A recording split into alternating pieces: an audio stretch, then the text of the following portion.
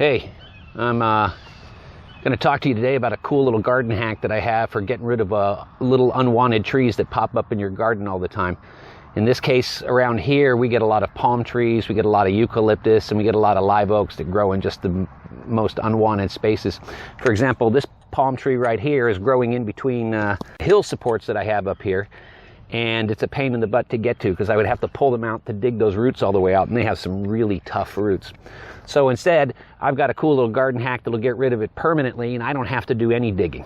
All it requires is a coffee can and some charcoal. So check it out. Okay, so here are our supplies. We've got a coffee can with both ends cut off, and then we've got some pottery. It's just a couple of chunks of pottery. Your stuff doesn't have to be pottery, it can be rocks or whatever you want, it just needs to be fireproof. So I got a couple of chunks of pottery. And then last but not least, I've got some charcoal here. And that's all we need. And this is the eucalyptus tree that we're going to be taking out. This sucker has been growing back, even though I've cut it multiple times. It's probably coming from that tree right there. He likes to throw a lot of little trees around all the time, but I'm tired of this one because it's up against the fence. So we're going to go ahead and cut it out. So you look, I've cut it down a bunch of times. So the first thing we have to do here is we have to cut off all of these branches and get all the way as close to the trunk as we can. So we're just going to nip these things off. Again, as close as we can to the trunk. Get these stupid branches out of the way. Dead trees and other stuff. And then the ones that, of course, are tangled in the fence because, well, why wouldn't they be tangled in the fence? Finally, we want to clear the dirt around the stump after we've cut everything off. And the reason for that is we don't want to accidentally set things on fire. So there it is. I've got the stump all cleared out and knocked a little dirt away. And it's just about ready to get started on this thing. All right, get my can. And this is going to go over the top of this, but before we do that, I need to grab my pieces of pottery and put one on either side of this stump here. So one there, and one on this side.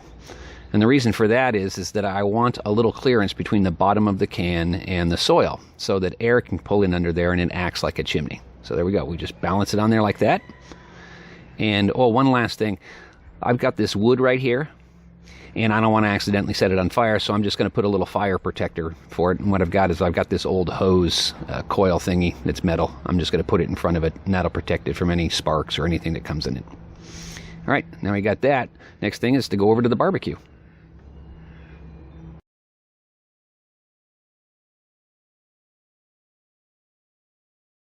Okay, so we're over at the barbecue, and we're just going to start a little charcoal and get it running.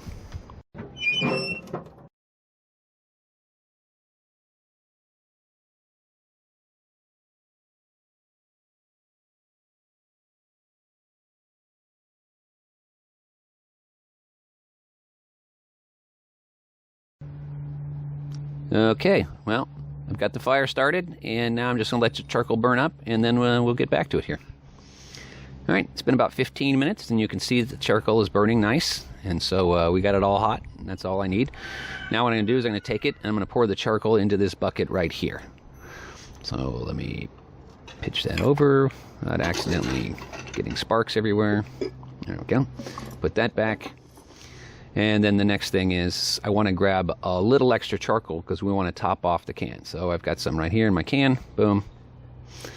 And let's take the bucket down to where the stump is. All right. Can over the stump. And now we're just going to dump the charcoal from the bucket into the can. Fence out of the way. Knock this stuff down. There we go. All right. All right, so there, the charcoal. And now that's the burning charcoal. The next thing we're going to do is first I'm going to level it so it doesn't fall over. Then I'm going to take that other can of charcoal I have here, and I'm just going to top off the can. What's going to happen is that hot charcoal on the bottom is going to burn upward, and it's going to keep this charcoal burning for a good 5-6 hours probably.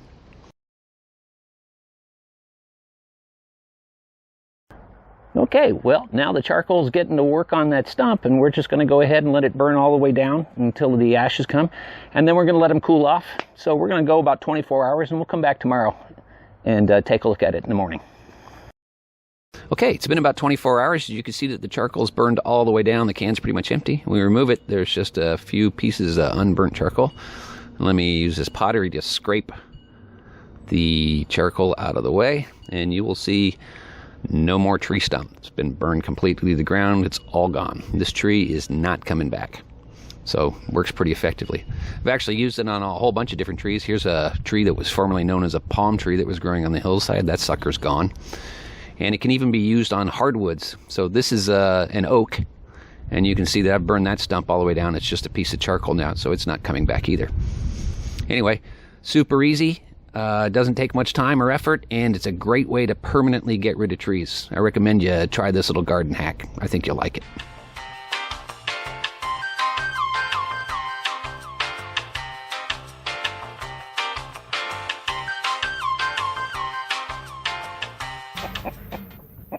Help a guy with a poultry problem out. Like and subscribe by clicking on a chicken now. One of these. Or maybe a duck.